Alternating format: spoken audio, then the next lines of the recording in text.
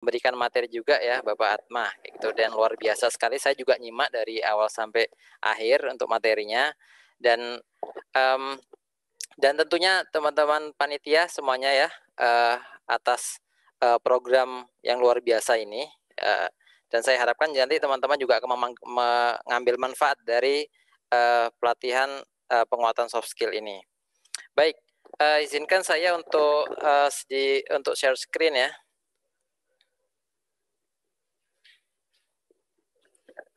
Baik, sudah terlihat ya. Nah, saya diamanai oleh panitia kali ini untuk membahas tentang personal branding ya dengan pengalaman organisasi mahasiswa. Nah, nanti teman-teman di sini kita sama-sama belajar ya dari beberapa pengalaman dan teori akan pentingnya personal branding dan cara membangun personal branding itu dari pengalaman organisasi mahasiswa gitu ya. Karena kebetulan di sini yang ikut semua adalah mahasiswa ya di sini. Ada nggak yang nggak mahasiswa di sini? Nggak ada ya. Semuanya mahasiswa semester semester 7 nggak ikut ya. Dan bahkan ketika saya masang status ya, itu ada alumni yang pengen ikut. Pak, kita teman-teman ini alumni pada pengen ikut Pak. Kemudian saya tanyakan ke panitia, nggak boleh ternyata. Wah, ini luar biasa sekali gitu ya. Artinya ini memang khusus materi ini untuk teman-teman semua gitu ya. Baik, sebelum saya menyajikan materi lebih lanjut, mungkin saya sedikit memberikan gambaran ya. Kira-kira kalau teman-teman diperlihatkan gambar ini ya, apa sih yang terlintas di benak teman-teman? Mungkin saya boleh nunjuk ya. Boleh nunjuk kalau yang sebelah kiri siapa? Ada yang tahu? Steve Jobs. Oke, Steve Jobs ya. Itu jual apa dia? Kok Apple. Jualan ya? iPhone. Ini nggak sedang jualan ini ya. Enggak, saya bercanda. Saya aslinya tahu itu nggak jualan gitu loh. Penemu ya, penemu apa? Apple. Oke. Apple ya. Kemudian yang sangat fenomenal ya gitu ya. Banyak quotes-nya sering kita pakai, gambarnya segala macam ya quotes-nya. Jadi kalau teman-teman tahu kisah hidupnya itu sungguh luar biasa sekali sebetulnya gitu ya. Jeff Bezos ya, Steve Jobs kayak gitu. Oke, yang tengah sebutkan saja dengan satu kata. Siapapun boleh ngomong, silakan di unmute. Satu kata aja. Apa yang terlintas di benak teman-teman ketika melihat yang gambar yang di tengah? Pintar. Sukses. Berwibawa. Oh, ternyata kebanyakan ya kalau dibuka di unmute semua ya, nggak denger. Cerdas. Yang mau ngomong aja, silakan. Saya nggak nunjuk ya. Satu kata aja yang mewakili orang yang di tengah. Suksesan. Gojek. Menteri. Sukses. Mas Menteri. Mas Menteri. Apa lagi? Muda. Apa? Cerdas. Ya, Menteri. Hebat. Boleh. Kalau yang di kanan, coba. Yang di kanan. Tesla. Elon Musk. Mars. Oke. Memang dia siapa sih yang di kanannya? Elon Musk. Elon Musk. Dia punya cita-cita mau ke Mars dan ini sedang tahun 2020-an sekian itu ngajak banyak orang untuk pergi ke Mars dan ini sedang dengan proyeknya SpaceX ya. Dan tiketnya sudah habis lagi, bayangkan. Ada yang mau ke Mars gitu ya. Dia sangat ambisius sekali dan ini sudah membuat dan sudah dipasarkan mobil listrik ya, beredar di banyak negara kayak gitu ya. Cuma di Indonesia jarang yang punya ya. Nah, apalagi satu kata, Venus, Mars ya, Mars, SpaceX, Tesla, apalagi? Sedang kerjasama dengan Indonesia Pak ini. Ya, mobil apa? Kerjasama di bidang apa nih? Kepanjangan. Baterainya Pak, baterai listriknya. Oh ya, mobil listriknya ya. Satu kata. Penuh ambisi. Ambisius ya. Oke, nah Oke, itu tadi yang keren-keren ya. Sekarang ada yang lebih keren juga nih. Nah, ini nih. Ayo coba. Yang paling kiri dulu yang pakai jas biru. Satu kata. Hotman Paris. Paris. Waduh. Crazy Rich. Abang Jago. Kaya. Crazy Rich. Satu Hukum. Glamor. kaya. Oke. Sultan. Sultan. Glamor. Sip. Cincin berlian. Pengacara. Pengacara. Pengacara. Oke, pengacara. Terkenal. Terus. Glamor. Baik. Sekarang yang tengah, yang atas. Saya nggak ngomong. Pelawak. Media. Seniman. Lucu. Lucu. Seniman, komedian. Humoris. Macam ya. Oke, sekarang yang bawahnya. Setia. Tokoh. Ya. Presiden. Tokoh masyarakat. Cerdas. Berwibawa. Cerdas. Berwibawa. Pesawat. Ya. Pahlawan. Pahlawan. Oke. Cinta sejati. Yang kanan sekarang. Kanan atas. Musisi. Seniman. Sisi. Ide. Reggae. Gondrong. Gondrong. Oke. Bebas. Gak ada yang salah. Santuy. Nah, ini. Oke, yang bawah sekarang. Film. Lagu berantem. Berantem. Action. Action. Legend. Apa lagi? Apa? Or. Chinese aktor. Apa tadi? Chinese aktor. Oh, Chinese actor. Oke. Nah, lintas yang kalian bilang tadi hanya satu kata, itulah sebetulnya personal branding ya. Sudah selesai materi kita di sini, ya. Nah, tapi kita nggak cuma bahas tentang itu saja ya, tapi kita akan bahas yang lainnya juga kayak gitu ya. Nah, kenapa ya kira-kira kalau ingat mereka itu langsung ingat sesuatu? Ya karena itulah namanya personal branding ya. Nah,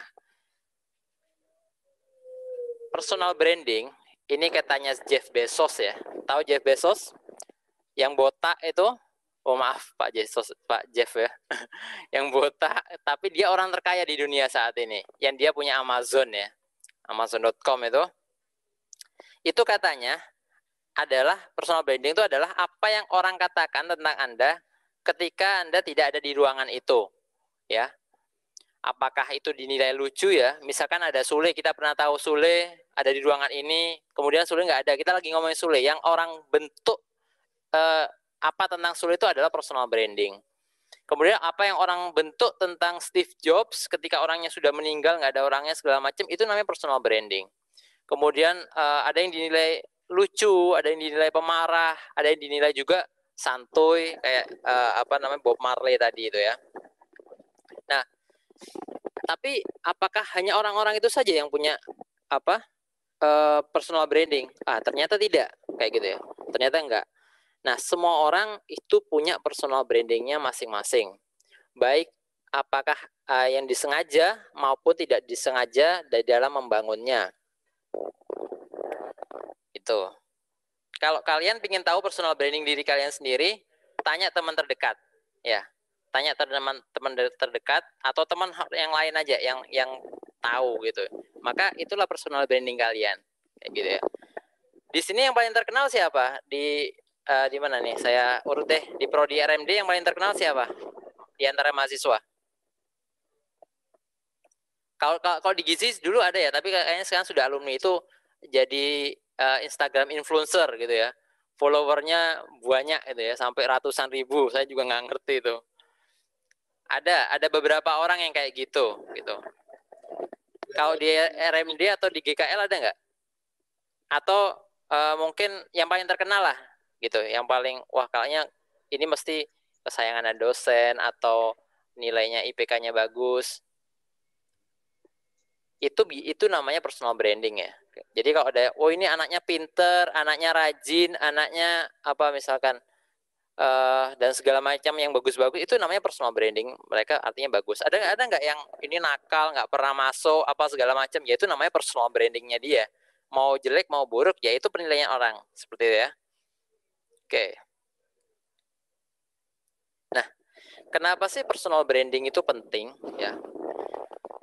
Nah, ketika orang-orang mengetahui bahwa kamu memiliki sebuah karakter dan keahlian yang kuat dalam sebuah bidang ya, akan terbentuk banyak kesempatan dan jalan dalam membangun karirmu. Jadi artinya personal branding ini erat kaitannya dengan karir di masa depan, kayak gitu ya.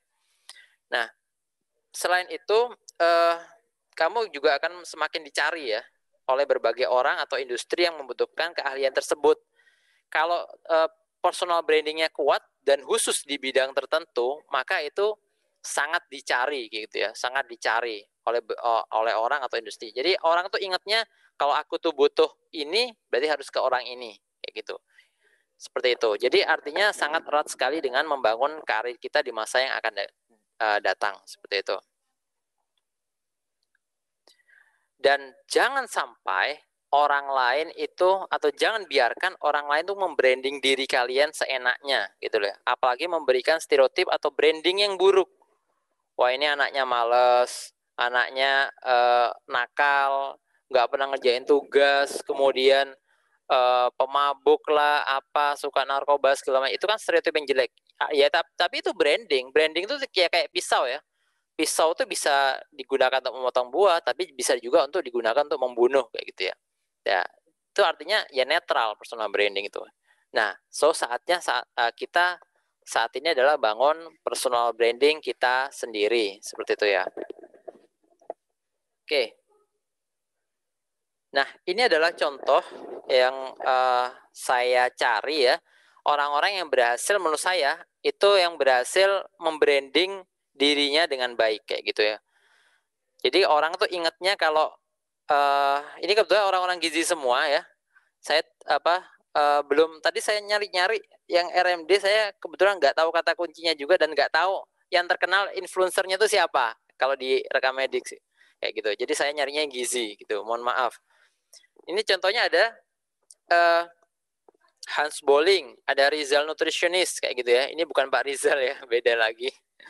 Tapi insya Allah keduanya kenal gitu. Nah itu kalau saya bukan influencer ya. Siapa? Oh iya, Pak Atma. Saya kok belum follow ya Pak Atma ya. Oke, nanti tak follow deh. Kalau IG saya dikunci ya gitu ya. Harusnya saya taruh di sini nih ya. Oke, kalau Hans Bolling, Rizal Nutritionist, orang tuh selalu ingat kalau ada hubungannya dengan gizi dan olahraga atau penurunan berat badan, itu pasti kedua orang ini. Ya, karena dia menyajikan tentang info-infonya tuh, jadi mereka membranding diri mereka itu sebagai nutritionist yang ngerti tentang fitness kayak gitu ya. Ya kurang lebih seperti itu. Dan tahukah teman-teman, Hans Bolling itu bukan ahli gizi ya. Dia tuh lulusan dari teknik arsitektur, seingat saya kayak gitu ya.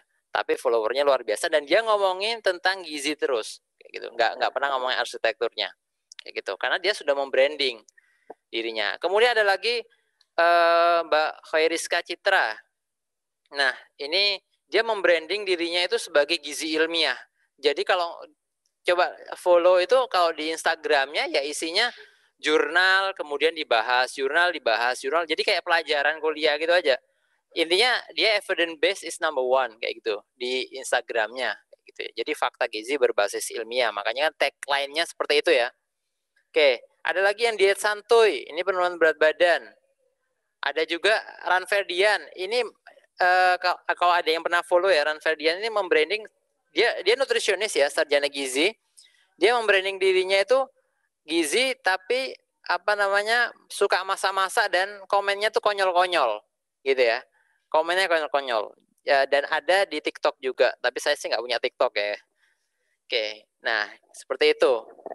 Kemudian yang ahli gizi ID, Ya ini bukan personal saya. Ini bukan personal, ini punya saya, silakan follow aja. Oke. Pak, kan riak, Pak. Dosa, Pak. Nggak boleh pamer riak itu. Oh, bedakan. Ya. Riak atau pamer dengan personal branding itu beda. Nah, gimana bedanya? Kalau riak atau pamer itu fokusnya ke pengakuan orang lain ya. Inginnya diakui kayak gitu ya.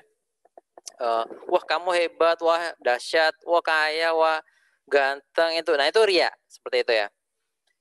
Atau wah pakai sepatu bagus, pakai baju yang bagus lah, apa segala macam. Itu fokusnya ke pengakuan orang lain ya.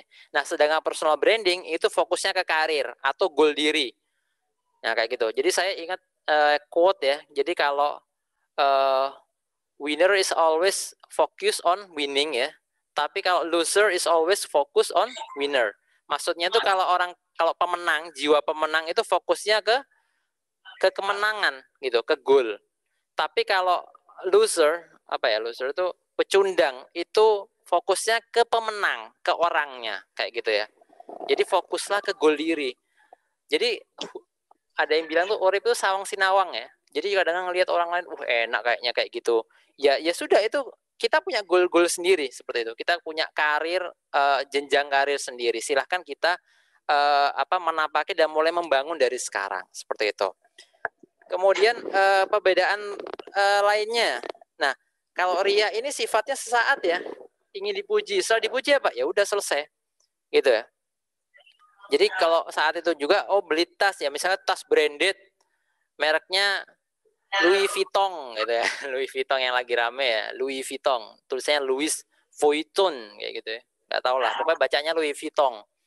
Nah itu ya setelah misalnya bawa nih harganya 3 miliar tasnya kayak gitu ya, ya setelah dibawa, wah keren banget, wah ini orang kaya nih. Setelah itu apa ngapain? Ya udah selesai, kan udah selesai dipuji. Memang selesai tujuannya memang ingin dipuji, ya sesaat aja udah selesai kayak gitu. Nah, sedangkan personal branding apa? Ya jangka panjang, mau dipuji mau enggak, inilah saya. Itu jangka panjang ya, kayak gitu. Jadi beda di di jangka waktunya seperti itu. Nah, kemudian yang ketiga itu perbedaannya kalau ria atau pamer itu membangun kesombongan, ya. Kita akan jadi semakin buruk. Kenapa? Karena kita membangun kesombongan. Sedangkan personal branding itu membangun portofolio diri. Semakin banyak yang kita atau semakin tajam kita membranding diri, itu artinya portofolio kita semakin bagus ya, semakin penuh kayak gitu. Dan yang terakhir jelas kalau ria atau pamer itu niatnya rusak kayak gitu ya. Ya kalau di Islam atau di hampir di semua agama mungkin itu berdosa ya kalau kita ria gitu ya. Tapi kalau personal branding itu niatnya baik kayak gitu ya. Gitu ya. Baik. Nah, gimana tips cara membangun personal branding yang benar kayak gitu ya? Pertama, temukan ya. Maksudnya temukan keahlian yang bisa menghidupimu. Maksudnya kamu itu asyik di mana dan fokus aja di sana. Udah satu aja, jangan yang kebanyak-banyak gitu. Jangan semua-semua pengen diambil, tapi fokus di satu keahlian yang itu nanti bakal kira-kira bisa, nanti aku bisalah menghasilkan nafkah di sini atau menghasilkan uang dari sini kayak gitu. Jadi fokus di sana aja. Kemudian setelah kita fokuskan keahlian yang kita inginkan ya, misalkan hobi gitu ya, hobi saya mancing, ya sudah mancing ya, misalkan kalau sudah ditemukan hobi dan kiranya bakal menghidupi, ya udah fokus aja ke mancingnya. Kemudian pilih platform atau media yang tepat.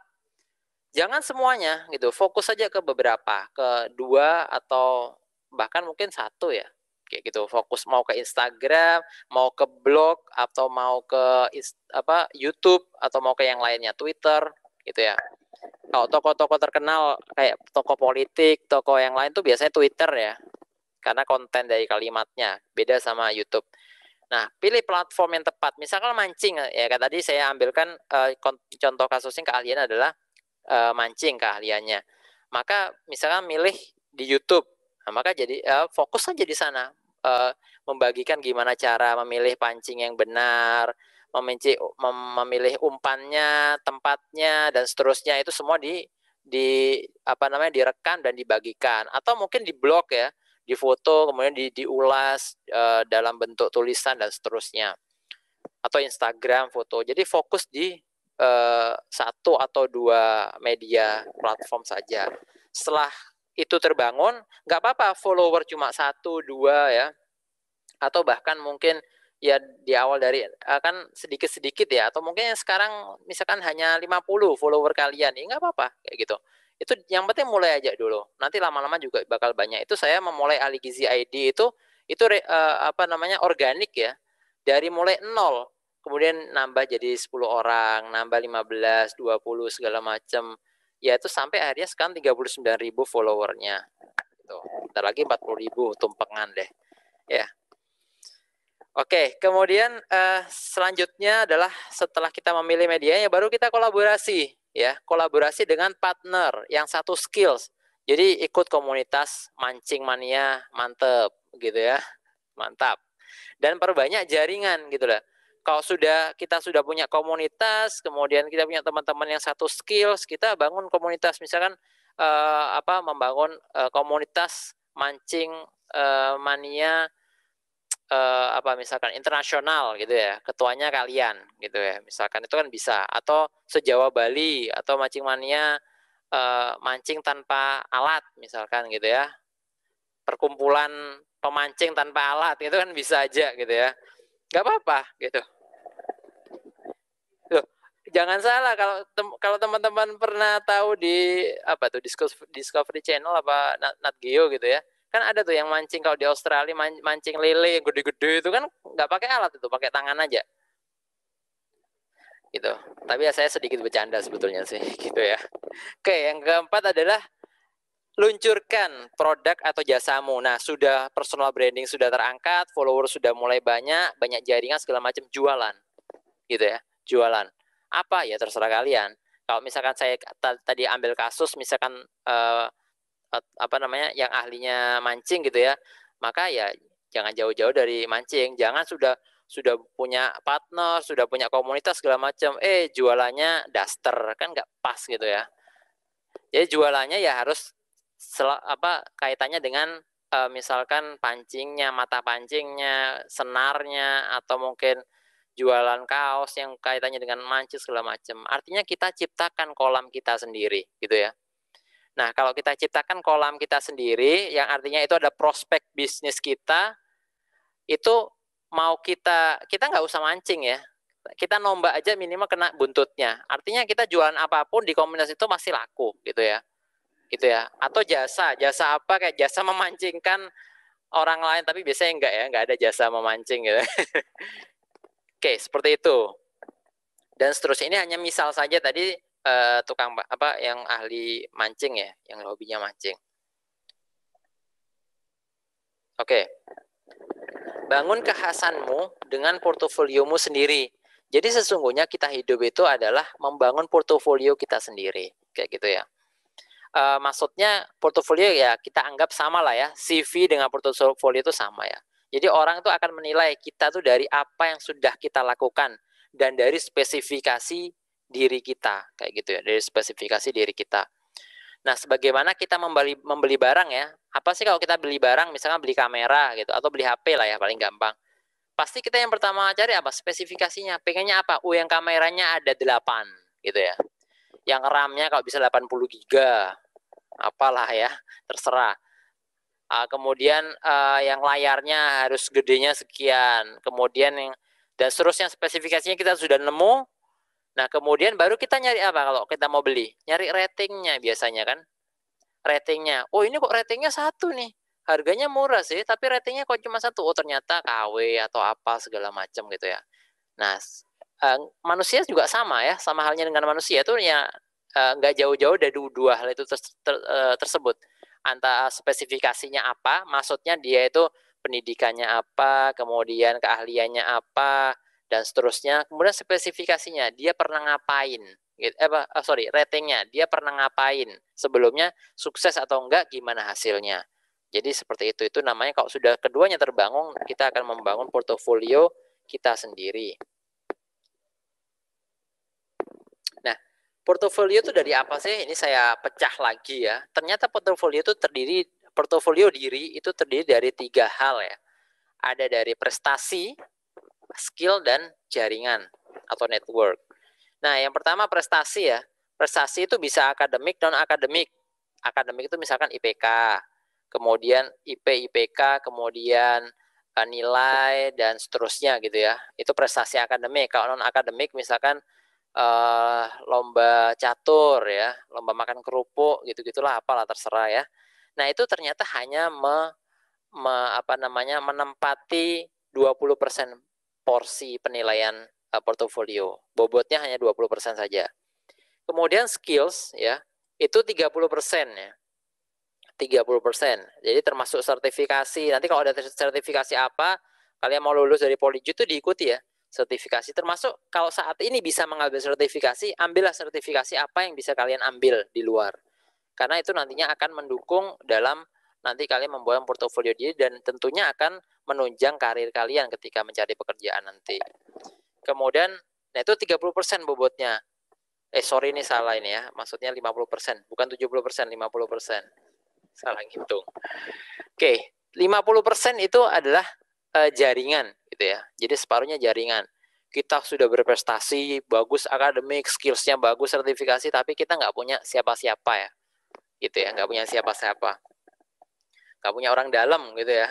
Boleh nggak? Nah, ini di webinar yang berapa waktu yang lalu saya pernah ditanyain di webinar, di mata kuliah kalau yang ikut saya MSPM itu kan ada saya jelaskan, boleh nggak kalau misalkan kita masuk ke suatu perusahaan itu melalui orang dalam?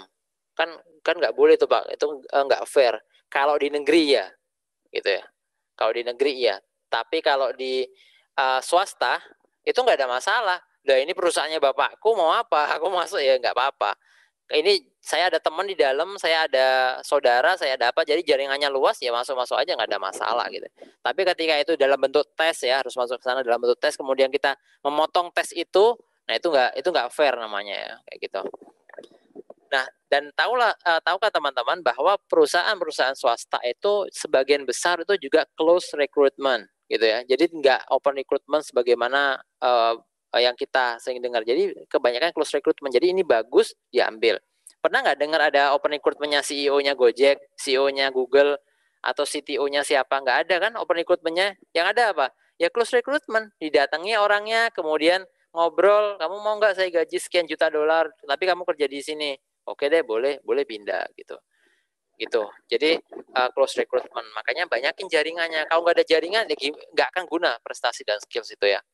Ya, jaringan tuh dari mana dapatnya? Ya dapat dari kampus, luar kampus, dari profesi dan seterusnya ya. Pengalaman organisasi itu penting. Nah, disinilah kita akan bahas banyak tentang pengalaman organisasi. Dari setelah saya lulus dan saya kemudian banyak sudah mulai bekerja ya teman-teman ya. Satu hal penting yang saya bisa simpulkan dari kehidupan gaya banget ya. Dari semuanya gitu tentang organisasi adalah yang nggak pernah aktif di organisasi dulunya itu cuma bikin nyesel ya. Kenapa? Ya karena kita hanya jadi pelajar tuh atau jadi mahasiswa ya itu hanya sekali. Meskipun kalian S2, S3 itu saya anggap tidak dihitung. Ya. Kenapa? Karena S2, S3 itu nggak kayak S1 atau D4 gitu ya. Nggak kayak D3, D4 atau S1 di mana kita masih muda, banyak teman jalan-jalan, banyak nakalnya segala macam, itu nggak akan terulang. Itu cuma sekali. Kalau sudah S2 temannya sudah punya anak 4, sudah tua-tua, sudah nggak asik lagi gitu loh. Kalau S2 apalagi S3 gitu ya. Waduh tambah lagi ya, pada sibuk, sudah jadi pejabat segala macam ya. Jadi jangan sampai penyesalan ini terjadi pada kalian.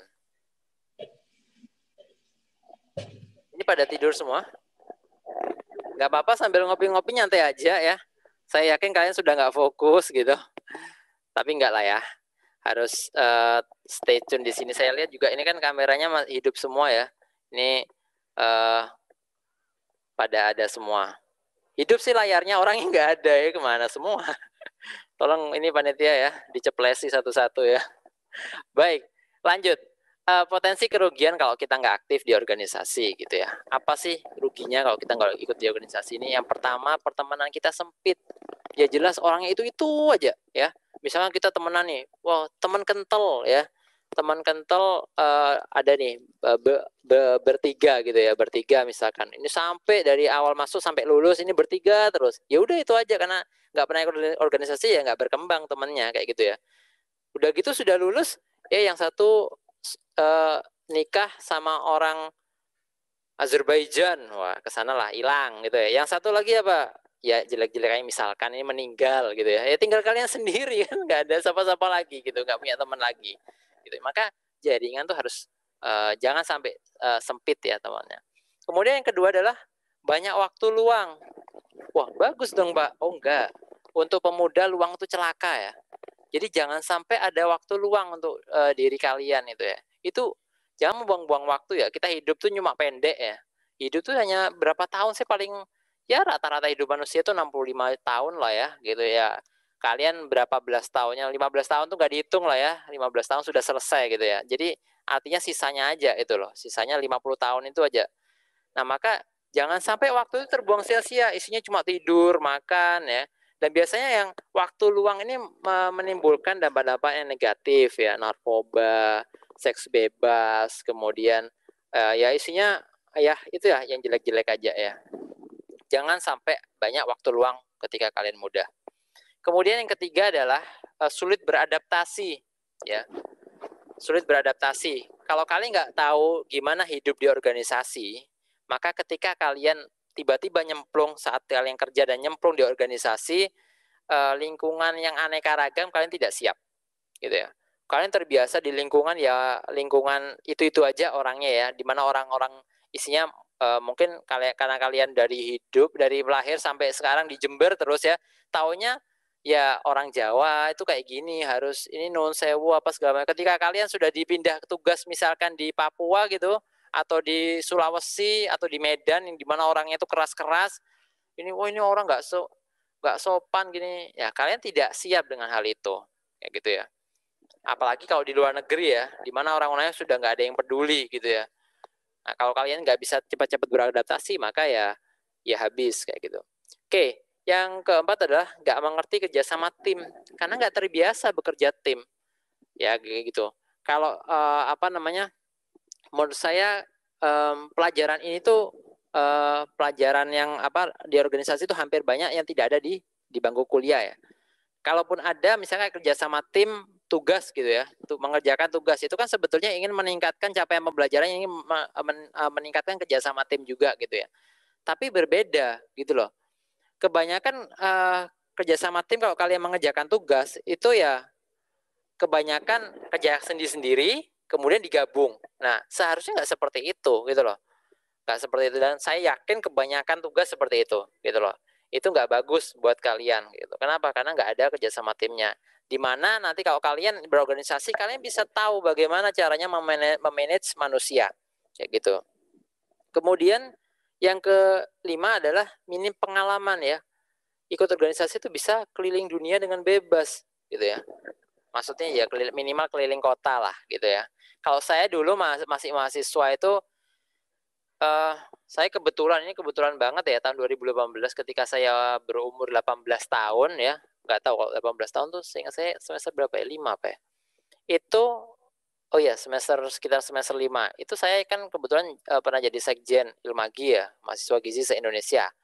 Itu saya sepenuhnya keliling-keliling seluruh Indonesia itu ditanggung kampus gitu loh.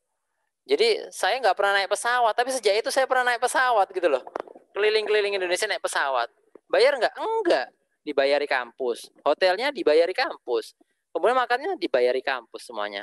Terus nanti bulan depan ada lagi, misalnya dari Makassar ke Jakarta, dari Jakarta ke Bali, ke misalkan ke Malang, waktu itu ya saya masih kuliah di Jogja, ke Malang, kemudian ke Bogor, di IPB, ada lagi ke Medan, ke Aceh, kemana-mana, itu semuanya dibiayai kampus kayak gitu. Mohon maaf Bapak, permisi. Oh iya, waktunya tinggal berapa? Belum Pak, maksudnya ini teman-teman masih banyak yang off cam. Diberitahukan kepada teman-teman untuk segera mengaktifkan kembali kameranya karena kami panitia terus memantau teman-teman untuk bisa on cam.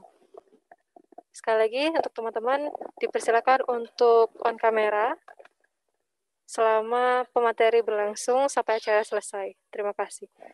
Monggo Bapak. Oke, baik. Ini karena ada berapa? 600 tadi ya. Saya nggak bisa nanyain satu-satu nih. Oke, jangan pada tidur ya. Tinggal dikit nih materinya. Oke, baik. Yang terakhir adalah membiarkan egois kita terus berkembang ya. Ya. Kamu itu egois ya, sih kan gayanya gitu ya. Kamu egois. Apa sih egois itu? Ada yang tahu nggak? Apa itu egois? Lutfi. Ya. Silakan di on kan mic-nya. Apa itu egois? Egois menurut saya itu sikap rasa ingin menang sendiri dan tidak memperhatikan orang lain. Jadi hanya mementingkan diri sendiri. Sifat? Sifat yang lebih mementingkan diri sendiri dan tidak mementingkan orang lain. Oke, mementingkan diri sendiri ya. Baik. Gimana menurut siapa? Monica, Syahwa.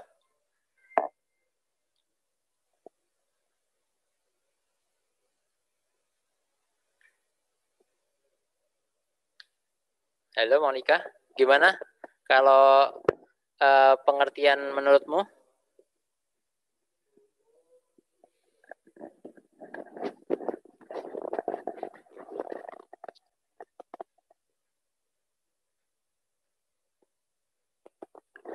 Mic-nya jangan lupa ya dihidupkan ya. Sudah ngomong panjang lebar tapi nggak dihidupkan mic-nya ya. Kasihan pita suaranya nanti. Gimana? Masih trouble. Oke, Desi, Carolina.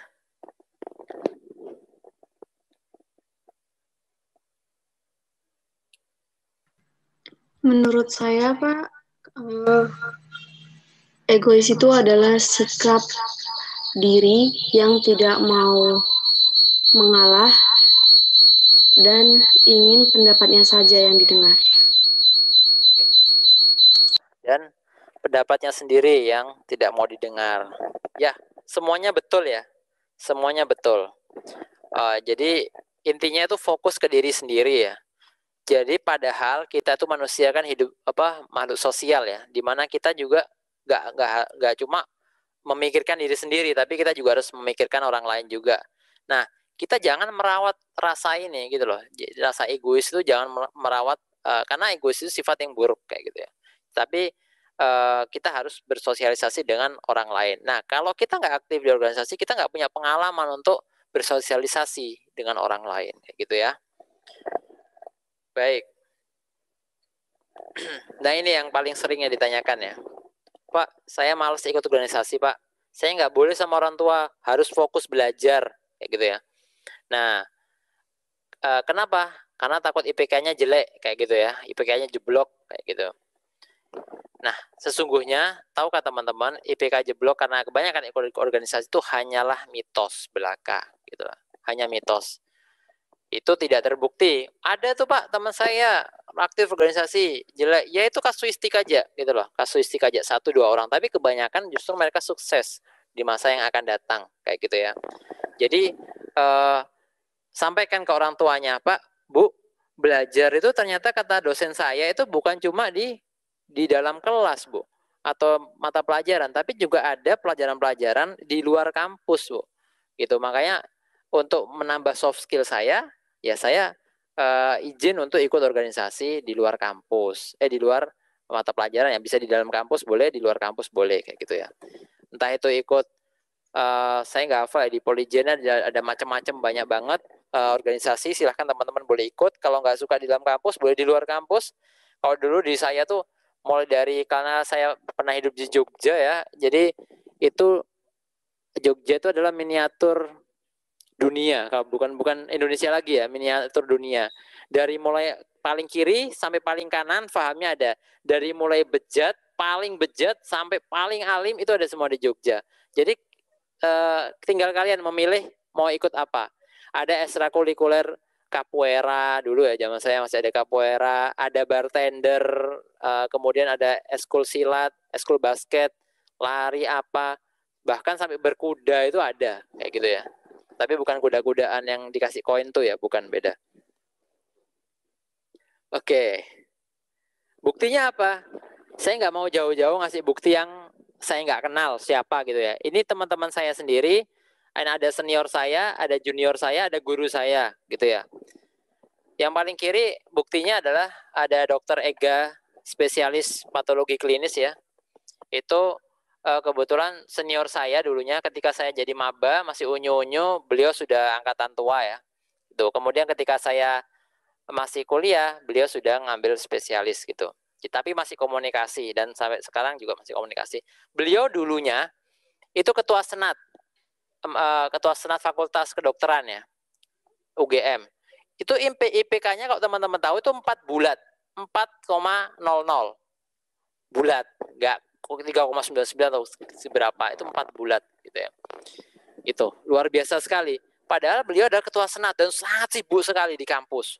Riwa-riwi sini keluar masuk ruang BEM apa segala macam, sampai ini ke kampus, ini ngurus kegiatan ini kegiatan itu segala macam. Buktinya IPK-nya 4. Oke, itu kan memang orangnya pinter. Oke, kita bergeser ke sampingnya. Ini ada junior saya. Ini saya manggilnya Sinyo ya. Ini Dr. Giovanni Van Empel ya, MSc, dia S2-nya di York University di Inggris, sekarang dia ngambil PhD di Monash University. Dia ketua BEM FK sekaligus ketua BEM UGM. Jadi setahun di FK Fakultas Kedokteran, kemudian selanjutnya jadi ketua BEM se-UGM. Ini bawah saya nih, angkatan 2008 kalau nggak salah kayak gitu, 2 tahun di bawah saya. Itu sangat aktif sekali, bahkan mungkin dia sering banget tidur di kampus kayak gitu ya. Tapi IPK-nya wah luar biasa, dan bahkan sekarang dia sudah PhD, hampir PhD ya kayak gitu ya.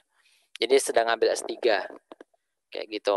Yang sampingnya lagi ini ada Ali ya, ini juga junior saya, ini Gizi. Nah ini kalau yang di ini kan beda prodi ya. Kalau saya kan kalau di kedokteran tuh ada 3 prodi ya, kedokteran, pendidikan dokter, ada gizi dan ada perawat. Nah ini kalau 2 ini gizi, yang 2 kanannya tuh 2 kirinya ini dokter, ini 2 kanannya tuh gizi. Nih ini Ali itu ketua BEM FK juga, sama setelahnya Sinyo ini, si Giovanni ini. Nah beliau habis lulus ketua BEM FK dan juga jadi mahasiswa berprestasi ya, tingkat universitas ya. Mahasiswa berprestasi, bayangkan sudah jadi ketua BEM fakultas, pernah jadi ketua BEM UGM juga. Kemudian dia lulus juga kemarin itu dari TAFE ya di Sydney, itu ngambil diploma manajemen gitu ya. Jadi sertifikat berapa tuh saya lupa di TAFE. Oke, kemudian yang paling fenomenal juga yang saya pernah ngobrol-ngobrol juga, dan ini sudah saya sering ya, saya kenal Prof Ferdin sudah sejak 2008 saya jadi masih mahasiswa sampai sekarang gitu ya. Sering komunikasi, beliau ternyata dulunya pernah jadi ketua BEM di IPB kayak gitu, dan sekarang jadi profesor di gizi gitu, di bidang gizi. Kok bisa? Artinya ya memang ternyata setelah saya alami sendiri gitu ya, saya pernah tidak aktif sama sekali di semua organisasi itu di tahun pertama saat saya kuliah kayak gitu ya. Saat saya awal-awal kuliah, ternyata justru itu sangat terpuruk ya. Saya di sana sangat terpuruk dari segi akademisnya. IPK-nya ya sudahlah ala kadarnya gitu ya, IPK-nya ala kadarnya. IP-nya maksudnya IP semesternya tuh jelek-jelek terus gitu. Jelek-jelek terus di mana teman-teman saya seangkatan lainnya tuh bagus-bagus. Ternyata justru setelah terlalu fokus belajar itu nggak ngapa-ngapain, justru nggak ngerti apa-apa. Karena nggak bisa manajemen waktu dengan baik. Nah, kemudian di tahun kedua saya ikuti semua organisasi. Nah, ternyata di sanalah IPK-nya saya baru mulai naik kayak gitu ya. Nah, ini saya buktikan terus sampai akhirnya lulus saya naik-naik terus IPK-nya kayak gitu. Dan alhamdulillah lulus tepat waktu ya, 3 tahun 11 bulan. Terus saya lulus sarjana. Nah, kayak gitu. Jadi artinya nggak ada bukti bahwa kalau aktif di organisasi itu justru menurunkan IPK atau bikin jeblok. Itu nggak ada bukti, gitu ya. Itu hanya mitos. So sekarang aktif di organisasi ya. Nah, sebelum saya tutup, ini saya mungkin ada sedikit promo gitu. Jadi ada namanya Indonesian Young Food and Nutrition Leadership, di mana ini adalah camp bergengsi ya, pemimpin muda gizi dan kesehatan se-Indonesia dengan yang padat materi leadership kayak gitu. Ini teman-teman bisa ikut, dibimbing oleh narasumber dan fasilitator profesional di bidangnya. Ada beberapa profesor, ada ketua Persagi, ketua Patki, IAKMI, dan seterusnya segala macam. Ada mentor saya juga, ada Miss Cindy Au, ini regional director dari DuPont Nutrition Bioscience di Singapura. Ada rekan saya juga dulu di Ayulit, Dr. Amelia Cook. Ada Bang Muri, ada teman saya setelah saya jadi sekjen, kemudian ada Saskia Biskesa di sana, itu juga sekjen Ilmagi, sekarang dia jadi market nutritionist di Nestle Indonesia. Ada juga junior saya Imam Fakih di sana dan macam-macam. Dan di sana saya juga jadi panitianya gitu ya. Nah, Pak, kalau saya rekam medik boleh nggak ikut? Boleh. Pertanyaannya boleh. Dan kalau teman-teman di sini yang jadi ketua itu nggak pakai tes, jadi langsung diterima, langsung lolos gitu. Kalau yang nggak jadi apa-apa itu masih ada seleksinya. Oke, dan gimana infonya? Stay tune aja di Instagramnya Do You Lead ya. Nanti di sana bakal dikasih tahu gimana cara daftarnya. Karena kebetulan kemarin sudah tutup. Nah ini bakal ada gelombang selanjutnya gitu. Jadi karena ini hanya dibatasi se-Indonesia hanya 60 orang saja gitu. Jadi sangat dibatasi dan diseleksi ya. Jadi nggak ujuk kayak seminar langsung masuk daftar, bisa nggak, tapi diseleksi lebih lanjut. Oke. Terakhir dari saya, mau ngingetin ya waktunya ya. Oh, saya tahu tuh. Oke, sudah habis waktunya gitu. Tapi nggak apa-apa, ini slide terakhir dari saya. Masa karantina itu akan berakhir lah. Dan insya Allah pasti akan berakhir. Dan kita akan keluar dalam keadaan yang berbagai ragam. Ada yang menyelesaikan baca 10 buku, ada yang menghatamkan Al-Quran 5 kali, ada yang menghafalkan juz amma, dan sebaliknya juga ada yang menghabiskan waktunya untuk game online tiap hari, ada yang scroll unlimited Instagram atau yang lainnya, ada juga yang membuat TikTok sampai belenger gitu ya. Ada yang menampatkan dari belasan serial drama dan juga puluhan film yang lainnya. Mereka semua mendapatkan jatah yang sama, yaitu waktu luang. Tetapi kenapa hasilnya bisa berbeda-beda? So, sangat berhati-hatilah dalam memilih kegiatan kalian ya. Tetap positif dalam memilih kegiatan supaya bisa membangun karir teman-teman lebih bagus lagi ke depan. Itu saja dari saya. Terima kasih banyak. Mudah-mudahan materinya bermanfaat dan mohon maaf kalau ada hilaf dan salahnya. Assalamualaikum warahmatullahi wabarakatuh. Waalaikumsalam warahmatullahi wabarakatuh. Terima kasih Iqbal, luar biasa sekali penyampaian materi yang telah disampaikan oleh Bapak Muhammad Iqbal